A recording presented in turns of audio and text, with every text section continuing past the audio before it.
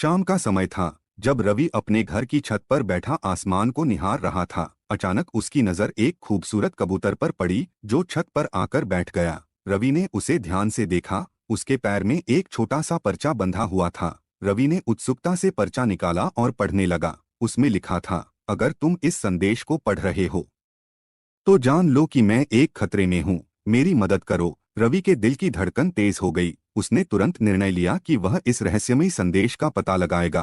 रात होते ही रवि ने कबूतर को ध्यान से देखा। वह समझ गया कि यह कबूतर किसी खास जगह से आया है। उसने कबूतर को अपनी छत पर आराम करने दिया और खुद रात को चुपचाप उस दिशा में निकल पड़ा जिस ओर से कबूतर आया था।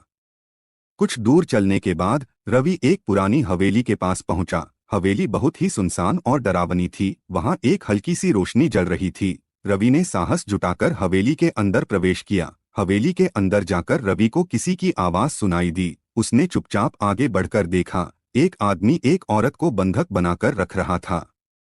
रवि को समझ में आ गया कि यही वह व्यक्ति है जिसने मदद मांगी थी। उसने अपनी चतुराई से एक योजना बनाई। रवि ने हवेली के एक कोने से पत्थर उठाकर दूर फेंका, जिससे जोर की आवाज हुई और आदमी का ध्यान भटक गया। इसी बीच रवि ने बंधी हुई औरत को छुड़ाया और वे दोनों चुपचाप बाहर निकल गए। बाहर आकर औरत ने रवि को धन्यवाद दिया और बताया कि वह एक जासूस है और कुछ खतरनाक अपराधियों का पर्दाफाश करने की कोशिश कर रही थी।